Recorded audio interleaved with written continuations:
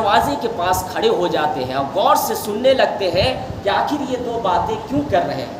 یہ دونوں عورتیں کیا بات کر رہے ہیں۔ ان میں سے جو بوڑھی اماں تھی وہ اپنی بیٹی کو یہ کہہ رہی ہے کہ دیکھو یہ دودھ جو تم نکالی ہو اس دودھ میں پانی ملا دو تاکہ دودھ اضافہ ہو جاوے گا اور ہمیں منافع ہوگا، فائدہ ہوگا جب ہم بیچیں گے۔ تو اس کی بیٹی، اس بوڑھی اماں کی بیٹی یہ کہتی ہے کہ نہیں، تم نے حضرت امیر المومنین حضرت عمر رضی اللہ تعالیٰ عنہ کی بات نہیں سنی۔ انہوں نے یہ کہا ہے کہ دودھ میں پانی ملا کر فروخت نہیں کیا جائے گا، دودھ میں پانی ملا کر کوئی بھی بیچے گا نہیں ورنہ اس کی سخت پکڑ ہوگی۔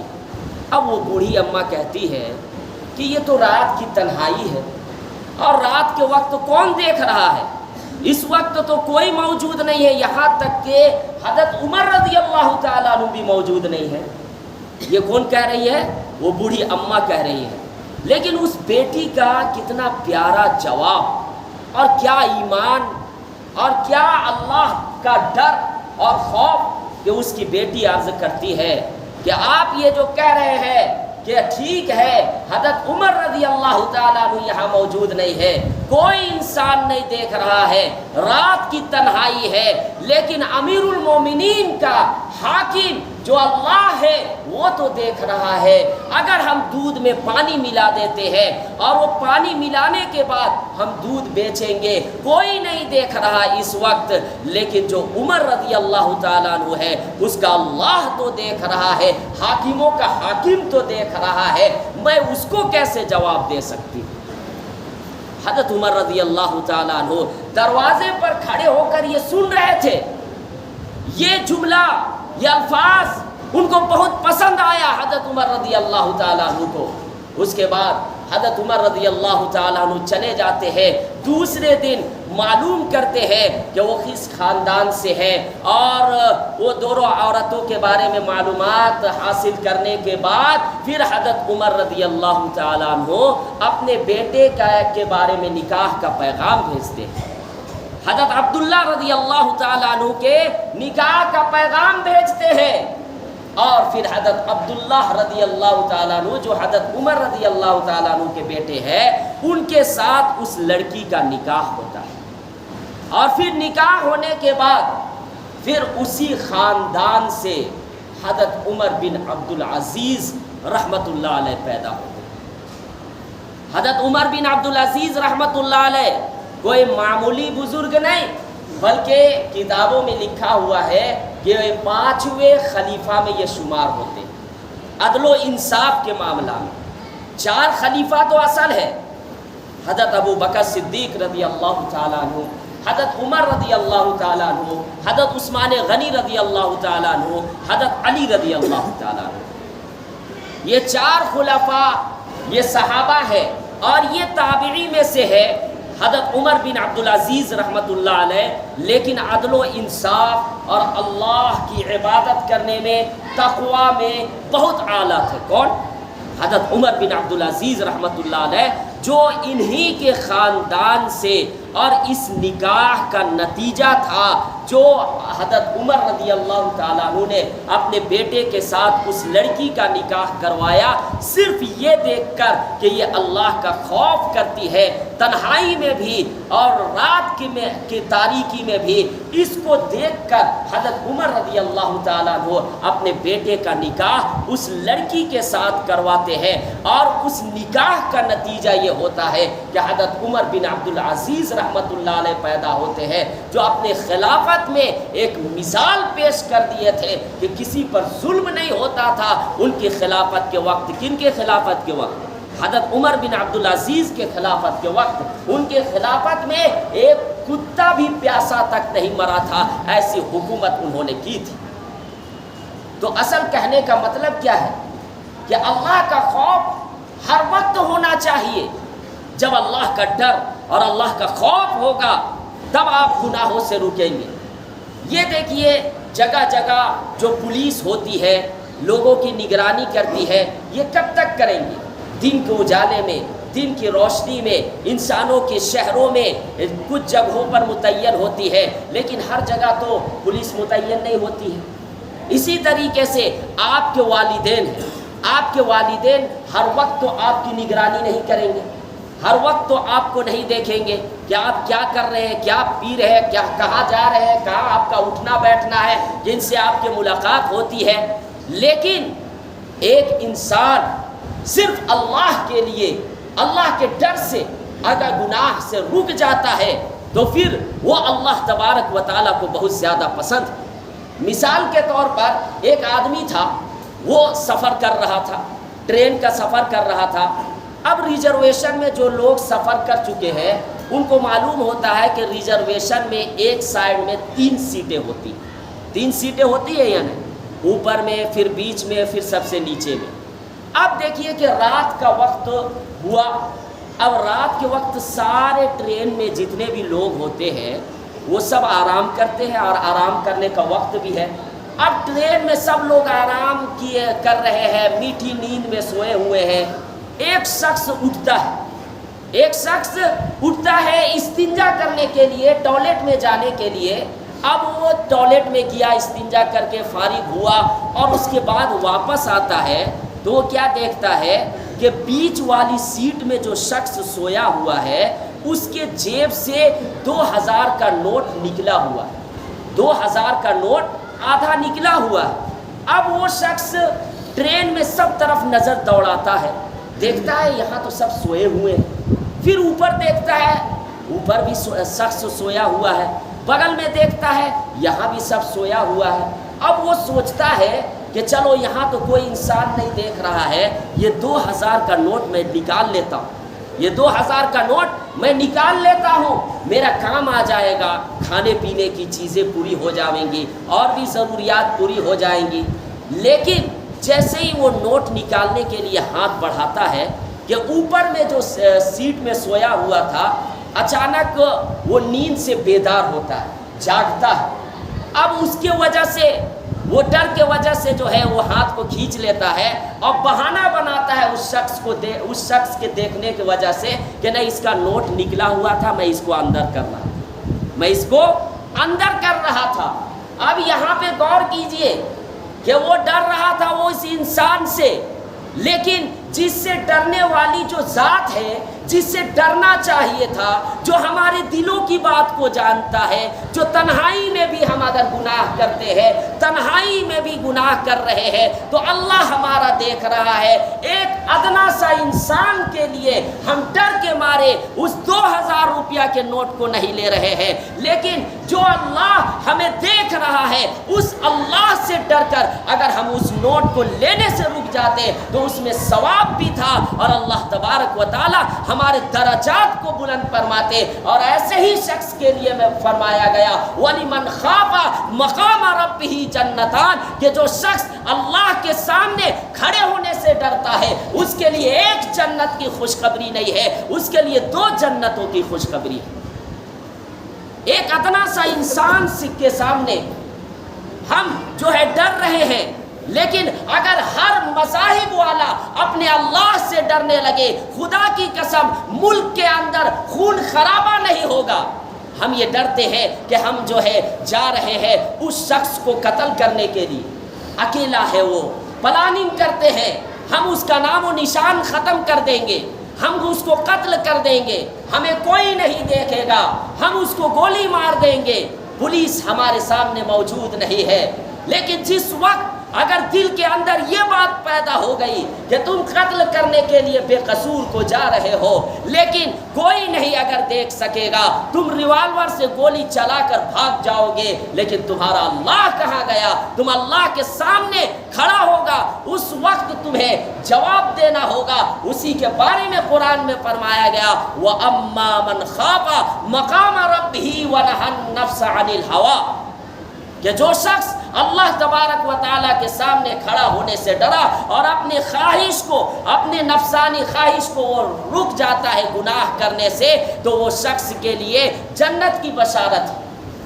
تو ہمیں تو اللہ تبارک و تعالیٰ سے ڈرنا چاہیے، اور جس وقت ہم مثال کے طور پر شراب پینے کے لیے چپکے سے ہم کہیں پہ گئے، شراب اڈا میں چلے گئے، اب وہاں پر ہم یہ سوچ رہے ہیں ہمیں کوئی نہیں دیکھ رہا ہے، ہم دور دراز گھر سے نکل کر شراب پینے کے لیے آ گئے، اور شراب پینے کے لیے جیسے ہی ہاتھ سے اٹھاتے ہیں کہ فوراً اگر اس جگہ اللہ کا ڈر آ جاتا ہے، اللہ کا خوف آ جاتا ہے، اور وہ اس نیت سے چھوڑ دیتا ہے شراب کو کہ نہیں، شراب حرام کر دی گئی ہے ہم پر، اگر ہم شراب پیئیں گے حدیث کے اندر ہے کہ کل قیامت کے میدان میں مرنے کے بعد اس کو خون اور پیپ اس جہنم میں اس کو پلایا جائے گا، اور جو بغیر توبہ کے شراب پیتے پیتے مر گیا اسے جنت کی خوشبو بھی میسر نہیں ہوگی، جنت میں جانے کی تو دور کی بات اسے جنت نصیب نہیں ہو سکتی۔ اگر وہ شخص اس نیت سے چھوڑ دیا کہ نہیں اللہ کے سامنے مجھے کھڑا ہونا ہے، تو پھر وہ شخص گناہ چاہے چھوٹا ہو یا بڑا وہ گناہ نہیں کر سکتا۔ اسی کے بارے میں حضرت عمر رضی اللہ تعالیٰ عنہ ایک واقعہ بیان کرتے ہیں۔ حضرت عمر رضی اللہ تعالیٰ عنہ ایک مرتبہ سفر کر رہے تھے کہ اچانک دیکھتے ہیں کہ بکریوں کا ایک گلہ ہے، ریوڑ ہے، بکریاں چر رہی ہے۔ اب اس وقت حضرت عمر رضی اللہ تعالیٰ عنہ کے ساتھ میں جو کھانے پینے کی چیزیں تھیں وہ تمام چیزیں ختم ہو گئی تھی، جو ساتھ میں رکھے ہوئے تھے کھانے پینے کی چیزیں وہ تمام چیزیں ختم ہو گئی تھی۔ حضرت عمر رضی اللہ تعالیٰ عنہ وہ بکریوں کے پاس جاتے ہیں تو وہاں جو بکری جو چرا رہے تھے، چرواہا جس کو بولتے ہیں، تو اس سے حضرت عمر رضی اللہ تعالیٰ عنہ عرض کرتے ہیں کہ اس وقت عرب کا ایک دستور تھا، اس وقت عرب کا یہ بھی دستور تھا کہ جو مسافر سفر کرنے کے لیے نکلتے تھے تو راستے میں ان کو بکریوں کا دودھ پلایا جاتا تھا مفت میں، خدمت کے طور پر۔ آج بھی الحمدللہ اگر آپ مکہ میں جائیں گے حج کرنے کے لیے، جگہ جگہ لوگ خدمت کے لیے تیار رہتے ہیں، جگہ جگہ آپ بہت سارے حجاج گئے ہوئے ہیں حج کرنے کے لیے، اب ان کا واپسی بھی ہے۔ اللہ تبارک و تعالیٰ سے دعا ہے کہ اللہ تعالیٰ ان سب کے حجوں کو قبول عطا فرمائے۔ اب اس میں تھوڑی سی میں موضوع سے ہٹ کر روشنی ڈالنا چاہتا ہوں۔ ایک ہمارے بھائی انڈیا سے صحاب بھائی کیرل سے حج کرنے کے لیے گئے ہوئے ہیں، آپ سب کو معلوم ہے ویڈیو بہت زیادہ وائرل ہو رہی ہے، فیس بک میں بھی، واٹس ایپ میں بھی۔ تو کیا یہ قرآن و حدیث کی روح سے صحیح ہے یا غلط؟ پیدل ایک شخص حج کرنے کے لیے نکلا تو کیا یہ قرآن و حدیث کی روشنی میں یہ صحیح ہے یا غلط؟ تو یاد رکھیے گا ترمذی شریف کی حدیث میں ہے کہ اللہ کے نبی صلی اللہ علیہ وسلم کے پاس ایک عورت آئی، اللہ کے نبی کے پاس ایک عورت آئی اور اس کے بارے میں یہ خبر ملی کہ انہوں نے نظر مانی ہے کہ میں مکہ مکرمہ پیدل حج کرنے کے لیے جاؤں گی۔ اللہ کے نبی صلی اللہ علیہ وسلم نے ان کو منع فرمایا اور فرمایا کہ جب تم سواری پر قدرت رکھتی ہو، سواری پر سوار ہو کر جانے کی قدرت رکھتی ہو تو تم اپنے آپ کو مشقت میں مت ڈالو۔ یہ میں آپ کو مفہوم سمجھا رہا ہوں، ترجمہ۔ اللہ کے نبی نے یہ فرمایا اپنے آپ کو مشقت میں ڈال کر حج کرنے کے لیے مت جاؤ۔ یہاں پہ صحاب بھائی سے کسی کو کوئی دشمنی نہیں ہے، اللہ ان کی سفر آسان فرمائے۔ بھائی ہمت کی ہے، بہت اچھی بات ہے، اور اللہ حج کے لیے وہ جا رہے، نیک کام کرنے کے لیے جا رہے ہیں، اللہ ان کے سفر کو آسان فرمائے۔ لیکن کہنے کا مطلب یہ ہے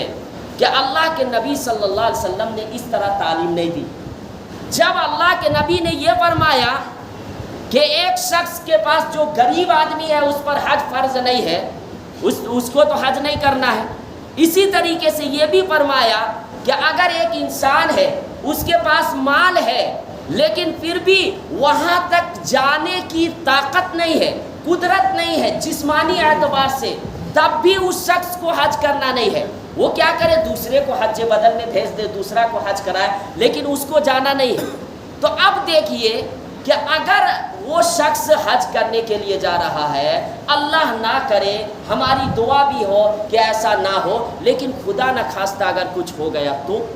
پکڑ ہوگی یا نہیں؟ خدا نہ خواستہ کچھ ہو گیا، ہم یہ نہیں کہہ رہے کہ وہ غلط کام کیا ہے، ان کی نیت وہ جانے، لیکن کہنے کا مطلب یہ ہے کہ اللہ کے نبی نے اس طرح منع فرمایا ہے کہ اپنے آپ کو مشقت میں ڈال کر حج کرنے کے لیے نہ جائے۔ ایک شخص تھے، ایک بڑھاپے کی عمر کو پہنچ گئے تھے، تو وہ 2 آدمیوں کے کاندھے پر سہارا لگا کر اور وہ حج کرنے کے لیے جا رہے تھے۔ اللہ کے نبی صلی اللہ علیہ وسلم نے فرمایا کہ بھائی یہ عمر دراز، یہ بوڑھا کیوں حج کرنے کے لیے جا رہے ہیں، اور وہ بھی پیدل 2 آدمیوں کے سہارا سے۔ تو اس کے بعد پتہ چلا کہ نہیں، انہوں نے نظر مانی ہے کہ نہیں، یہ بیت اللہ حج کرنے کے لیے پیدل جائیں گے، اور جا رہے ہیں کیسے؟ 2 آدمیوں کے سہارا سے جا رہے ہیں۔ اللہ کے نبی صلی اللہ علیہ وسلم نے منع فرمایا کہ اس طریقے سے حج مت کرو، اپنے آپ کو مشقت میں ڈال کے حج مت کرو۔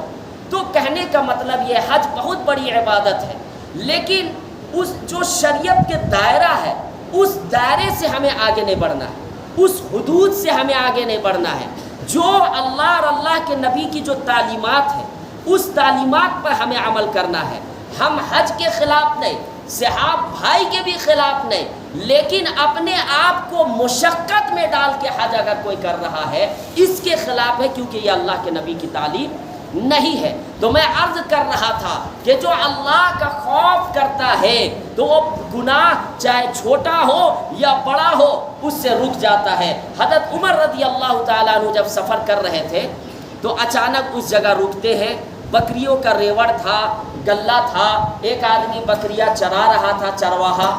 حضرت عمر رضی اللہ تعالیٰ عنہ کی کھانے پینے کی چیزیں ختم ہو گئی تھی۔ حضرت عمر رضی اللہ تعالیٰ عنہ قریب پہنچتے ہیں اور کہتے ہیں کہ تم ایسا کرو کہ مجھے بہت زیادہ بھوک لگ رہی ہے، تم بکریوں سے دودھ نکالو اور مجھے دودھ پلاؤ۔ وہ چرواہا کہنے لگا کہ ان بکریوں کا مالک میں نہیں ہوں،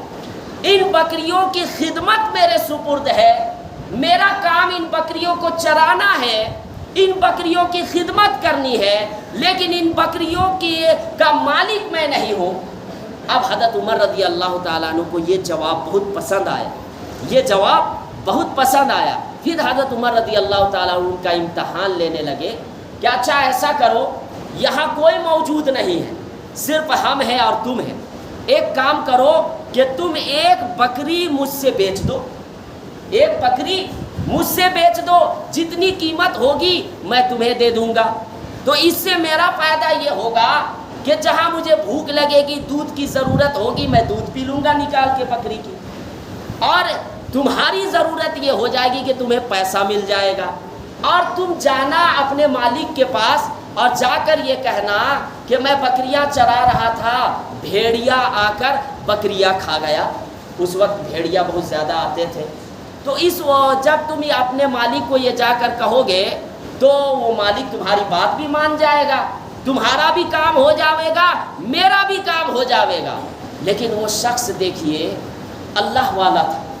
تقوی والا تھا، اللہ سے ڈرنے والا تھا۔ وہ کہنے لگا کہ آپ کی بات تو صحیح ہے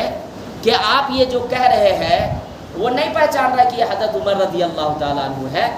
وہ یہ کہنے لگا کہ آپ کی بات تو صحیح ہے کہ میں مالک کو جا کر یہ کہہ دوں گا کہ بھیڑیا آیا اور بکریاں کھا گیا، مجھے فائدہ بھی ہوگا کہ مجھے کچھ پیسہ جو ہے مل جائے گا، میری ضرورت پوری ہو جائے گی، لیکن میں یہ کہنا چاہتا ہوں کہ جو میرے مالک کا مالک ہے یعنی اللہ تعالیٰ، میں اس کو کیسے جواب دوں گا؟ ہو سکتا ہے میرا مالک مطمئن ہو جائے گا میرے جواب سے، میں یہ کہہ دوں گا کہ بھیڑیا آیا تھا، بکریاں کھا گیا، میرے جواب پر میرے مالک مطمئن ہو جائیں گے، لیکن جو اللہ مجھے دیکھ رہا ہے میں اس اللہ کو کیسے جواب دوں گا؟ حضرت عمر رضی اللہ تعالیٰ عنہ بہت خوش ہوئے اور کہے کہ جب تک تم جیسا شخص اس روئے زمین پر ہے، اس دنیا پر ہے، کوئی ظالم ظلم کرنے کی طاقت نہیں رکھے گا، کوئی ظالم کسی پر ظلم نہیں کرے گا جب تک تم جیسا شخص یہاں موجود ہوگا۔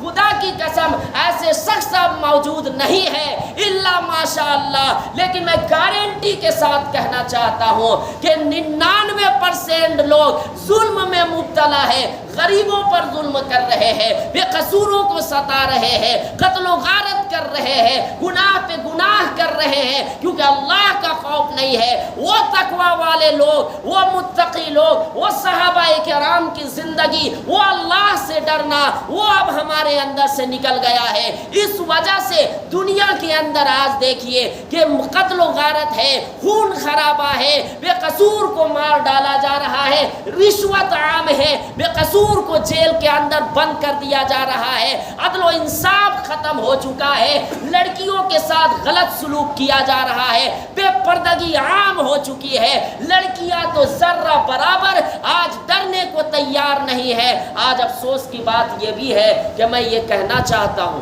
اب بڑے دل سے یہ میں کہنا چاہتا ہوں کہ لڑکیوں کو بھی مسجد میں کچھ ایسا پروگرام کرنا چاہیے پردے کے ساتھ، تاکہ ان کو دین کی بات بتائی جائے۔ آپ دیکھیں تو صحیح برائیاں پھیل رہی ہیں، آپ کبھی غور کریں، ہماری مسلم عورتیں، لڑکیاں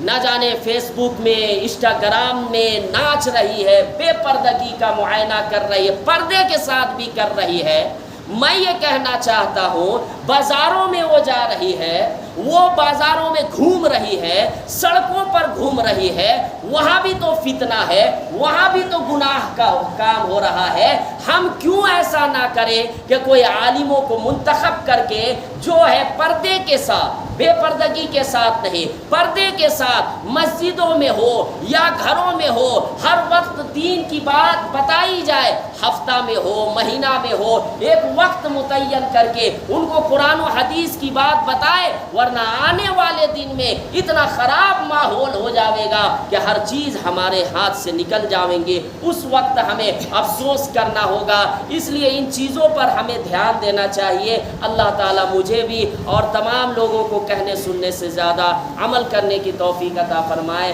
وآخر الدعوانا ان الحمد للہ رب العالمین۔ جو حضرات سنت نہیں پڑھے